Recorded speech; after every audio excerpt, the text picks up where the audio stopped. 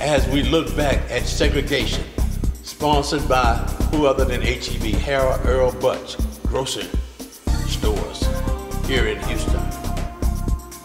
Prairie Scholastic League that was a league that they formed before integration, when we were segregated back in the day.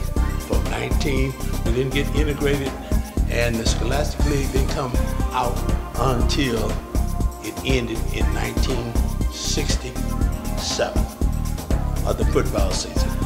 That's when the schools was integrated, completely integrated. But until then, back when we first started black schools, they were segregated. And this is a museum right here in Houston, Texas, and it's called the Prairie League. Prairie League is what we used to be up under. And we had two leagues, the Prairie League and also the University, which was the White League. This was the Black League. I'm gonna make it easy and simple. This was the Black League. And all the black high schools in the state of Texas. We had 4A schools, which was in Houston here, was White Natural University, Booker T. Washington. And then they came out with Jack Yates. And then they came out with Phyllis Wheatley. And then they came out with Evan E. Worthing. Those were the 4A schools. Then you had 3A schools back. And then you had Fidelity Manor, B.C. Elmore. It was in City Gas. Fidelity Manor was in Fidelity. And then you also had a school out there in Acres Home, which was called Aldine Carr. Those were the 3A schools here in Houston. That was all part of the Prairie League. But should I remind you, we also had other black schools outside of Houston. Such in Galveston, we had Central, which was a big popular 4A school. Then in Beaumont, we had Charleston Paula, we had Heber. Then I made a mistake on that. That Port Arthur had Port Arthur Lincoln that was in Port Arthur. It was Beaumont who had the powerhouse schools, which was Charleston Paula and the Heber Panthers. Then in Galveston, we had Galveston Central, which was the oldest black school in the whole state of Texas. Then up in San Antonio, we had the San Antonio Wheatley.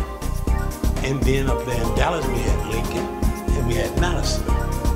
And then in Dunbar, which is in Fort Worth, we had that. And then we also had a school up there in Waco called Waco Moore.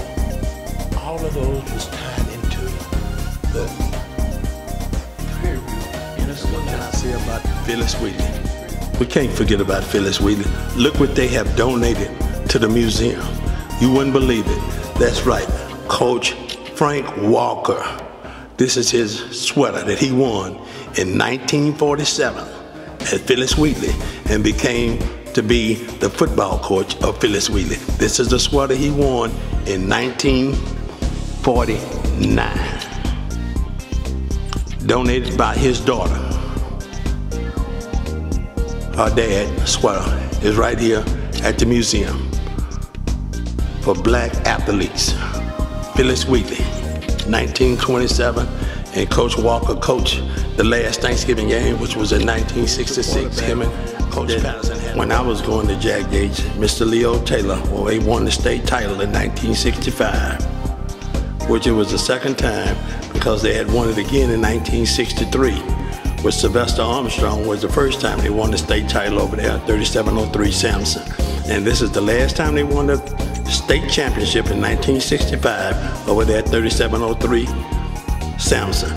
Now, this picture here is with the White League. In other words, the books was closed on 1966 and it reopened up. But this time it wasn't a Negro League. It was considered one league. And that's when Yates went undefeated.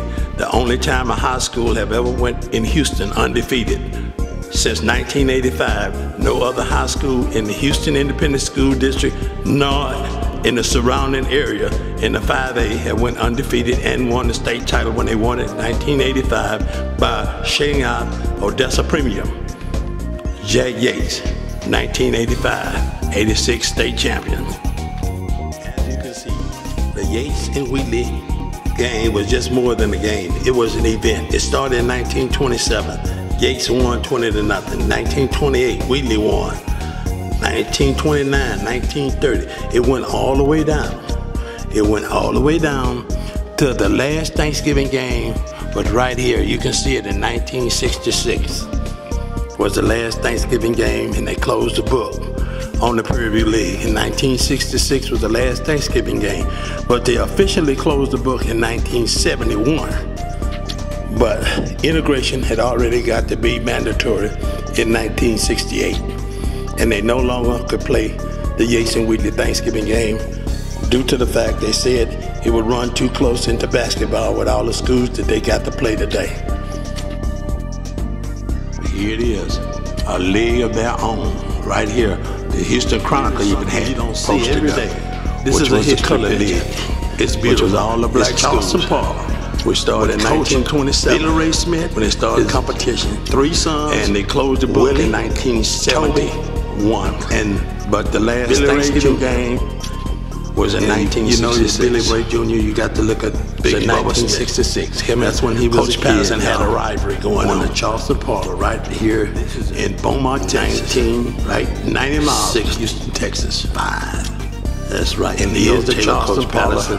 George Fountain, Lucius Blair, Major Davidson, Kenny Ray Williams, Ron Reed. Oh man, them guys was those guys was good. And here's the last title they won in 1965 with Coach Patterson. This guy is me, Joe Green. Now, a lot of people didn't know about Joe Green when he came from Texas. That's right, he came from Temple, Dunbar, right here in the state of Texas, which was a 4. It wasn't a 4A school. That's why we never played Temple. It was a 3A school. It was a small school. State champions in 1946. Booker T. Washington, that's right. This is the Booker T. Washington that was in 4th Ward that later on became Lockett. They won the state basketball title in 1946. Booker T. Washington Eagles.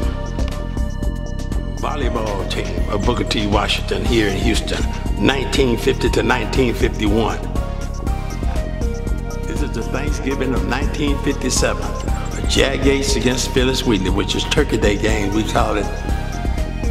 In the Negro League, in the Prairie League. That's what it was, right here. That's right, every Thanksgiving game that we went to was under the Prairie.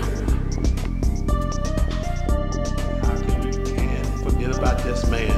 This is Bubba Smith. That's right, Bubba Smith. His real name is Charles Smith, out of Beaumont, Charleston Parlor. We call him CP. He made All-Pro and college. He was the first black to go from Texas, a small school in Beaumont, to go to a big school like Michigan State, and became to be a All-Pro football player and a very good actor. If you ever looked at Career Academy, Police Academy on TV, well, there he is. Big Bubba Smith. His father was Coach Smith. All of his brothers played football for his dad, which was out of Charleston Parlor in Beaumont. Okay, he is Dick Night Train Lane. We remember him.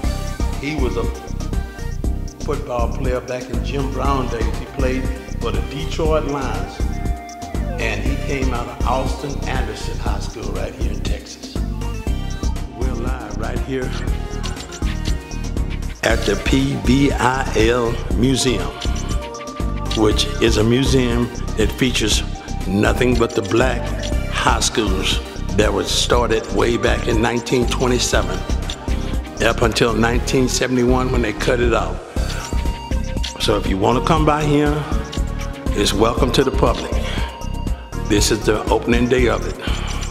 It's right here at 4701 La Branch in the Museum District, better known to us in the Tray. But for the white folks, they call it the Museum District. So we, what the hell? We know it as the Tray, but it's right here on Caroline between